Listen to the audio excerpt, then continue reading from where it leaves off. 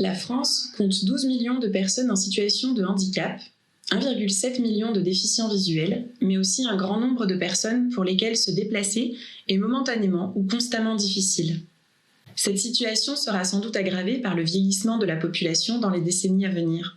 Le 17 avril 2023, le Conseil de l'Europe a dénoncé une violation des droits des personnes en situation de handicap par la France. Entre autres points noirs, les transports accessibles constituent un enjeu de première importance. Un déplacement urbain sous contrainte, accessibilité, inclusion, justice. Alexis Conesa, enseignant-chercheur à l'Université de Strasbourg. Le projet Justice est un projet de recherche européen, financé par des agences nationales, mais piloté par une infrastructure de recherche qui s'appelle le JPI Urban Europe. Son objectif premier est de révéler des inégalités d'accès à la ville par les transports en commun. Et donc de prendre en compte les différentes barrières que peuvent subir certains usagers spécifiques dans l'usage des transports en commun. L'idée, c'est de les révéler, mais aussi de les communiquer d'une manière compréhensible qui permet de favoriser le dialogue entre les usagers et les décideurs dans le cadre des transports publics de trois villes tests, qui sont Konya, Strasbourg et Bruxelles. Voilà. Donc pour prendre en compte cette inclusivité finalement des transports publics, on a 4 publics spécifiques, publics témoins, qui sont des aveugles et malvoyants, des personnes porteuses de handicap moteur, des personnes en situation de précarité socio-économique et des personnes âgées. Moi, je m'appelle Gabriel Rêve, je suis le président de la Fédération des aveugles Alsace-Lorraine-Grand Est depuis 2019. Nous sommes une association qui compte environ 600 membres. Et nous avons une entreprise adoptée, un ESAT, un établissement de services d'aide par le travail. Et nous avons également des ouvriers qui travaillent à domicile. Nous avons une plateforme téléphonique à Douai dans le Nord. Et personnellement, je suis également administrateur de la Fédération des aveugles de France. Le projet de justice, c'est quelque chose qui me parle parce que ça touche à l'autonomie. Et là, évidemment, ça a fait tilt parce que pour moi, une vie d'une personne handicapée sans autonomie, sans pouvoir se déplacer dans l'espace, ce n'est pas une vraie vie. Avoir des transports qui soient à la hauteur, qui soient faciles d'accès, c'est des valeurs auxquelles je suis très attaché. Donc j'ai toujours, par le passé, travaillé ici avec Laurent Montrepel, avec les techniciens de la voirie, sur des aménagements spécifiques, notamment pour les BEV au droit des passages, pour la mise en place des feux sonores parlants, pour les bandes de guidage qui coupent le trottoir pour mieux repérer les passages piétons, pour la sonorisation des quais de tram, pour savoir quel tram arrive, surtout en cas de lignes multiples sur une voie. Les soucis à la gare, je dirais que les balises ne fonctionnent que très partiellement. On entend souvent des bips, mais on n'entend pas le message qu'elle diffuse. L'arrêt du bus qui va à l'espace européen, il n'y a pas de balise sonore, par exemple. Donc vous arrivez au niveau de l'abribus, vous ne savez pas, vous ne pouvez pas déclencher de balise, vous ne savez pas à quel moment va arriver le prochain bus. Et ce qui pose aussi problème, c'est évidemment l'affluence des personnes en heure de pointe, ce qui ne facilite pas forcément les choses. Voilà.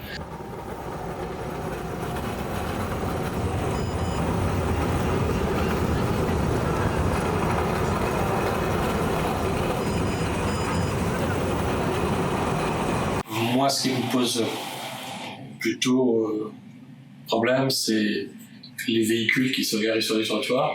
Certains poteaux sont très très mal placés également, mais ce n'est pas les poteaux qui m'embêtent le plus. C'est les vélos qui sont accrochés aux poteaux. Et ça, c'est un vrai danger pour nous. Surtout quand les vélos sont à terre. Souvent, les vélos, ils sont mal fixés avec le cadenas et ils tombent. et ils sont à moitié couchés, et là, si vous arrivez, vous risquez de passer par-dessus. Ça, c'est un obstacle dans une ville comme Strasbourg où il y a beaucoup de vélos. L'attache sauvage sur les poteaux, c'est vraiment un très grand souci. C'est un sujet que j'ai déjà évoqué avec la municipalité. Il faudrait que ça puisse bouger un peu. Le problème est, si on trouve des garages à vélo dans un cheminement classique, normalement la réglementation voudrait que les parcs à vélo soient montés sur un ressaut d'une dizaine de centimètres pour qu'ils soient identifiables à la cave. Donc si vous rencontrez un socle, vous en faites le tour, mais là ils sont posés souvent par terre et votre canne va s'enficher dans les roues des vélos et vous avez des fois du mal à vous en dépêtrer. Voilà. Avant de traverser la rue des Bouchers, il y aura une piste cyclable. Donc là, c'est un peu délicat aussi, parce que le carrefour est extrêmement bruyant. Premier danger, la traversée, il y a des bus électriques, la ligne 10 qui se passe par là, et dont les avertisseurs sonores ne sont absolument pas audibles, surtout dans le bruit de la circulation.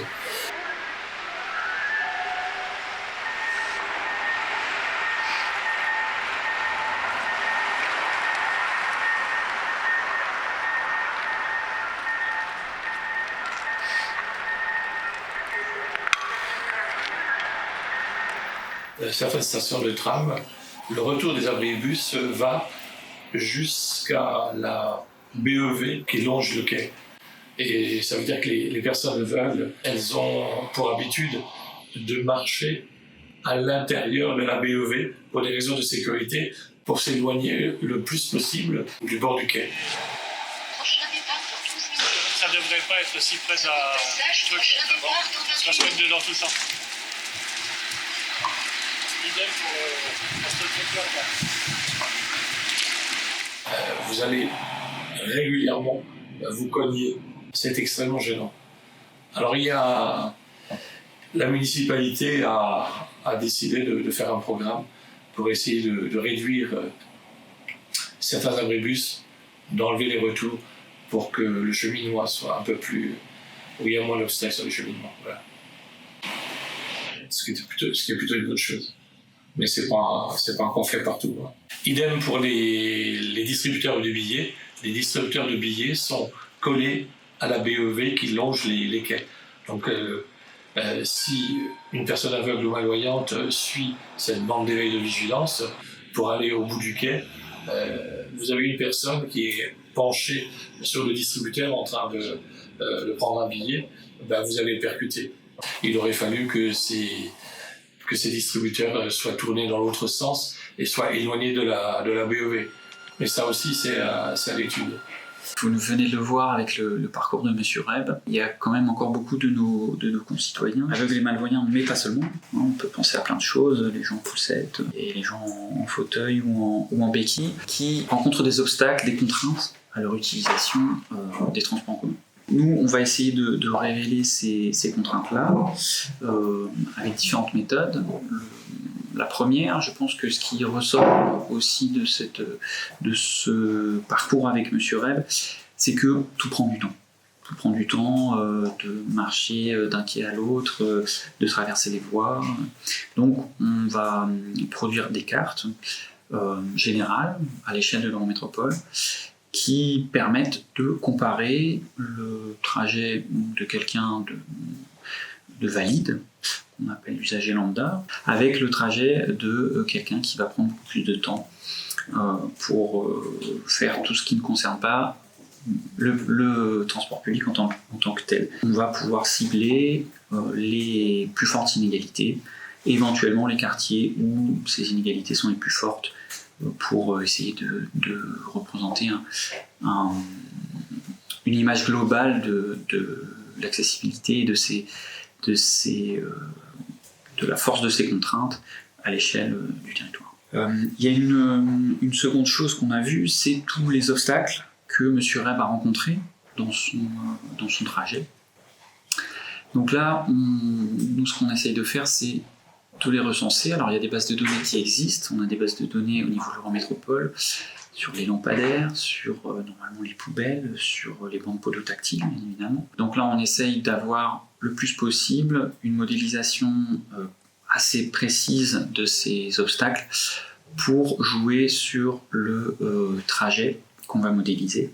Pour autant, on sait aussi qu'il y a beaucoup de choses qu'on ne pourra pas modéliser.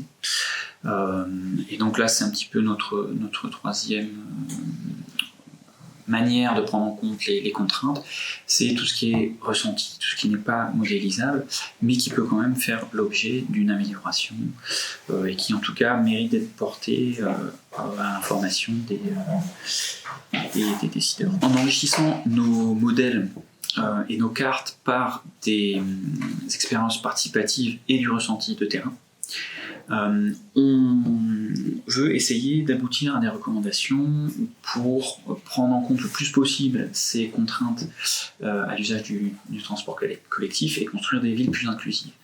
Donc on peut penser d'ores et déjà à différents types de recommandations, d'abord sur le matériel roulant et les véhicules en tant que tels. Ce qui est plutôt par exemple quelque chose qui va être un gros enjeu à Bruxelles, un peu moins à Strasbourg.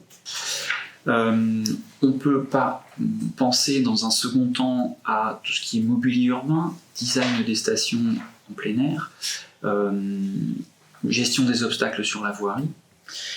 Et puis dans un troisième temps, tout ce qui n'est pas forcément modélisable et quantifiable de manière tangible, mais c'est la sensibilisation des usagers, des chauffeurs par exemple, mais aussi un petit peu de toute la société à ces questions-là. Donc nous, ce qu'on peut faire, hormis des recommandations précises sur une station par exemple, c'est de contribuer à lancer cette phase de sensibilisation, mais aussi contribuer au lancement d'une construction d'une base de données un peu plus précise sur toutes les contraintes et les obstacles du type de ceux que M. Reb a rencontrés dans son trajet aujourd'hui. Donc il faut savoir que ça c'est la démarche générale, mais évidemment chaque ville, donc Bruxelles, Cognac et Strasbourg, puisqu'elles ont des réseaux différents, des tailles différentes, un matériel roulant qui a un âge différent, il va y avoir évidemment des réponses et des processus d'aide à la décision qui vont être adaptés à chaque ville. Voilà. Mais l'objectif général étant toujours de discuter et de préparer des recommandations pour plus d'inclusion. L'avis des praticiens, la compagnie des transports strasbourgeois. Je suis Xavier Descamps, je suis directeur marketing à la CTS. Et moi, c'est Chloé Lecroer, je suis chargée d'études marketing à la CTS. L'aspect scientifique est intéressant, ça nous donnait une nouvelle approche de ce sujet-là, qui à la CTS est quand même assez technique, je trouve, très légal dans ces normes-là, quoi. Et donc le fait d'avoir une entité extérieure qui vient nous solliciter pour ce projet-là, je trouvais ça intéressant parce que forcément ça va apporter un autre regard que le nôtre. Et c'est quelque chose qu'on n'aurait pas forcément fait nous-mêmes, à part aujourd'hui, comme disait Xavier, qu'on est sollicité pour assister à Kioscopie qui dresse un peu les portraits justement des fragilités plus ou moins visibles, etc. Mais sinon, on n'a pas de nous-mêmes, j'ai l'impression, cette approche ni même l'espace pour mener ce genre d'études. Enfin, l'aspect spatial de l'étude, plus pragmatique, je sais pas comment dire ça, mais avec les cartographies, juste l'analyse de la voirie, l'analyse de l'accessibilité de nos quais, donc la vision spatiale de la chose, et aussi la vision sociale. Et du coup, ça recoupe un peu cet aspect scientifique aussi, quoi. C'est qu'on a une approche sociale aussi de l'accessibilité, et pas que personnes à mobilité réduite. Il y avait le fait d'avoir 4 publics différents. Voilà, je trouvais ça intéressant aussi pour un peu ouvrir notre horizon d'action. C'est que vous faites un travail qui finalement se fait à l'échelle de l'ensemble de l'espace public et pas uniquement du réseau de transport public qui est, nous, notre périmètre, on va dire, classique habituel. Et je trouve que ça, c'est vraiment intéressant que d'avoir cette vision un peu globale des choses, de manière à lier les actions aussi des différents intervenants, ceux qui sont en charge la voirie, de l'espace public, et nous qui nous bornons au système de transport public. On ne fait pas souvent la jonction, ou pas suffisamment. Et ça me paraît vraiment intéressant.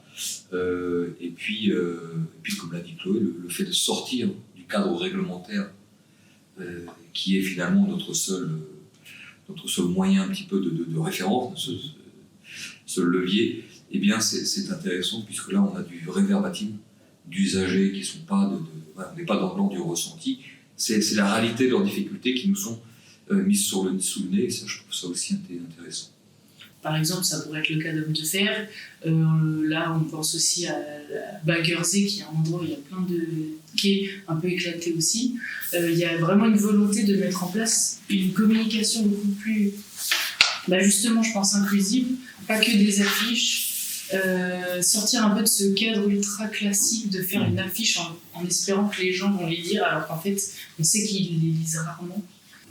Pour concevoir un réseau plus inclusif avec des gens qu'on sollicite quasiment jamais d'habitude, on s'engage sur des choses un peu plus nouvelles aussi. Et justement, je pense, grâce à Cléoscopie, ça nous a un peu aidé à changer notre manière de voir les choses. Et ça vient encore rajouter une pierre à l'édifice. Ce projet-là nous apportait des éléments très pragmatiques aussi. Quand on voit les recommandations des assos, en fait, c'est très pragmatique, quoi. C'est vraiment plus de son dans les bus, plus de ouverture à toutes les portes. Donc, ça, c'est des choses sur lesquelles on peut réfléchir concrètement.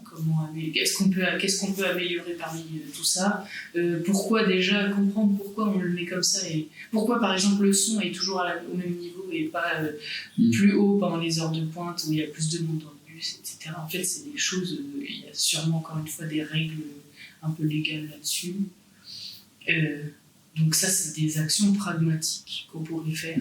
Mais au-delà de ça, justement, en fait, pas forcément régler le problème non plus, parce que des fois on peut pas le faire, mais être transparent vraiment sur la manière dont on peut gérer ce genre de choses, qui sont des questions, j'ai l'impression, récurrentes. Pourquoi le conducteur ouvre pas toutes les portes? Pourquoi il n'y a pas de phonie à l'extérieur des bus? Pas forcément trouver une solution, mais peut-être justement être transparent sur pourquoi on ne peut pas trouver la solution. Des fois, j'ai l'impression que ça a rassuré aussi pas mal de gens de savoir que c'est pas qu'on n'y pense pas, mais c'est qu'il y a des choses qu'on n'arrive pas à faire, en fait. À la fois pour animer finalement globalement le handicap, ou la fragilité plutôt, mais aussi pour mettre en place les moyens pour que tout le monde soit vigilant face à ces difficultés, face à ces fragilités. Et ça renvoie des questions de management, d'organisation, évidemment avec des moyens à mettre en place et à déployer. Et puis, au-delà des quelques fragilités qui ont été identifiées dans le cadre de l'étude, pour moi, ça va se faire au bénéfice de l'ensemble des usagers, finalement. Et en particulier des usagers qu'on qualifie en général d'occasionnels, puisque, finalement, dans un réseau comme le nôtre, on a 185 000 abonnés à peu près, mais on a probablement, annuellement, par exemple, plusieurs millions d'usagers différents qui pratiquent de manière occasionnelle le réseau. Et à ces gens-là qu'il faut aussi penser, parce qu'ils ne connaissent pas notre code. Comment on accède au réseau, comment on paye, comment on se repère, etc. Et c'est finalement en améliorant le quotidien de ces gens-là qu'on va aussi apporter des réponses à l'ensemble des usagers en situation de fragilité qui ont été décrits pendant l'étude. Je trouve, moi, un peu, cette étude-là, elle vient réhumaniser l'approche qu'on a de l'accessibilité, même l'inclusivité, du coup. Elle pourrait d'ailleurs conduire à ce qu'on réhumanise certaines stations à certains moments, dans des situations dégradées où le réseau est en travaux, dans des situations atypiques où l'afflux de touristes est important, marché de Noël, Strasbourg, qui pourrait nécessiter qu'on accompagne un petit peu tous ces publics en fragilité, mais pas que, pour les aider, les guider sur le réseau. Ça renvoie à la question des outils, les applications diverses et variées, notamment le moteur de recherche qui pourrait, dans la finesse qu'on pourrait attendre de lui, cibler un petit peu les différentes situations de fragilité pour réorienter vers des parcours clients qui sont plus fluides en fonction des typologies de fragilité.